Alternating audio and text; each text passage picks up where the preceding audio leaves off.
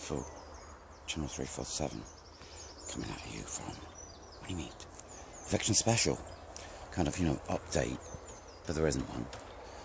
Sun's just going down. I'm in my meadow. I've just been caught out singing a song and it getting damp. So what I thought I'd do. This is the sun. This is like on a good day because I think it's going to rain. So it's the last bit of sun we've got. I've just been sitting out for an hour.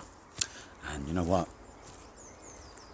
Well, I had this idea that if I could kind of get rid of a road and pretty much the rest of Britain, this little spot, if there was a beach there, right, just at the bottom there, if there was a beach there, like somewhere in Hawaii, the rest of this is just perfect, right? This bit, it's coming up summer now, so I'm going to be hidden in green soon, because I've got fern, right, the oldest green and the oldest annual, is it? I don't know, of everything, who knows, fern. Anyway, so I'm coming up to I've got to light a fire, and it's, I think Eviction special, right? Well, I ain't going to do that. It gets boring after a while. They're all running about. They're all running about, eviction coming up, going to court and stuff. I don't do that. I'm not interested in it. No one said anything to me, apart from I got a notice, right? Notice of eviction. I kind of have a look at it, because it was delivered right to my doorstep, my sovereign, off-planet I am, from, sovereign doorstep, got delivered to me. Never had anything delivered to me before like that. So I kind of read it, and it told me they were going to court. So it's got them all running. They're all running to court. We meet you in court, we're going to decide. And they're all running.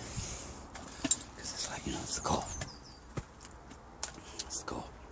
It's the law, isn't it? Law of the land. Law of the land. It's the law of the land. Well, I tell you what, if you were onto Einstein at all, you'd have forgotten the land a long time ago, because he said everything was energy. Just energy. Just reference to energy. Nothing else. Just energy. Different points of energy. Now, what does that do to the law of the land? Points of energy. The law of the land. Because it's the land, right? The land law is just England. So it's different everywhere. And everything was just energy, kind of Einstein might have got our kind of figures a bit wrong, because the energy is different everywhere. It's kind of completely different. You can speak different languages, so it can't be the same energy everywhere like that. It's all different. Or, the other point, being made, Mr. Einstein, I perhaps think you were more on than the other point being made. If you think about it for a second, was he correct?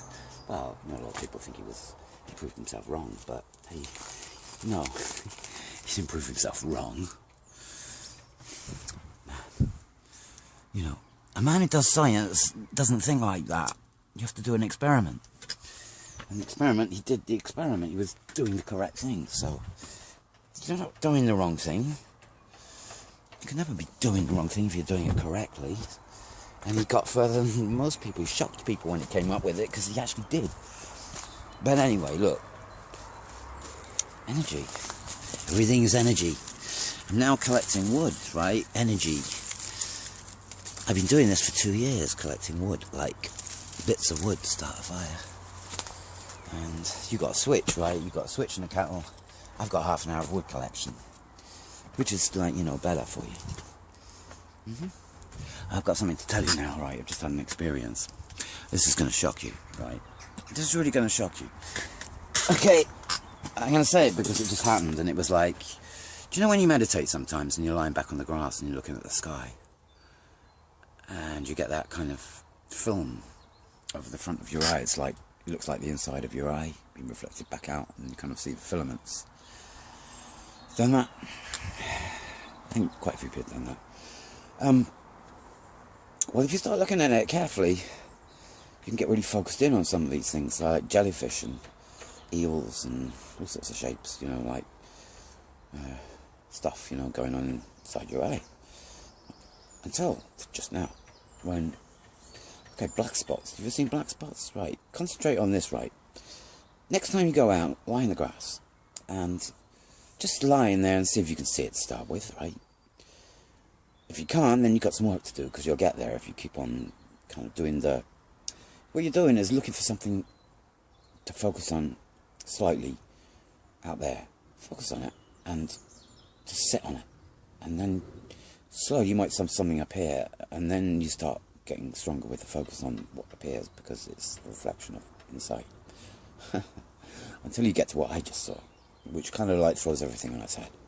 Because just now out there was like a few flies, you know, flying around in the evening sun. And you know how they hover in the same space.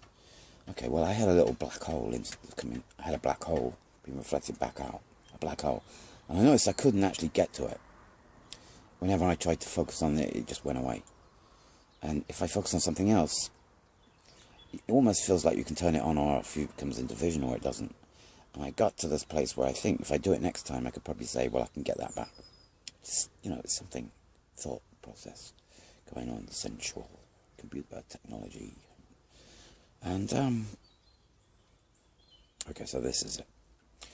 So I'm playing around with this stuff, and to center it and stop it, to see it even in a little bit more focus, you have to concentrate on some element that's either being reflected out there or something actually in the sky. Well, I know for sure a fly is in the sky, right? It's not in my brain. At least I haven't proven that it's not in my brain. That would be interesting to see whether you could prove a fly was out of your brain or in your brain. But this throws the whole thing into kind of, because I have this black hole. Now, I know this is a part of me, because it's moving the way I move my eyes. It moves with my eyes, nothing else. And I can't quite focus on it, but it stays quite close. So I move to the fly, and I focus on the fly. Now I can get this thing to appear quite close to the fly. Now get this. I tested it several times, and every time I tested it, the fly thinks there's something there, and he starts going for it, or being aware of it, and goes away. I did it about 20 times, all the same. Okay, so what's that? I've got something in my head which is out there. I'm telling flies that I've got something in my head which is out there. Now, I'm not trying to prove anything at all, because it's just happened. And there might be an experiment to be had in having someone here who says, okay, get the fly to move now. Well, I think I could do that quite easily. Try me. 743, or I like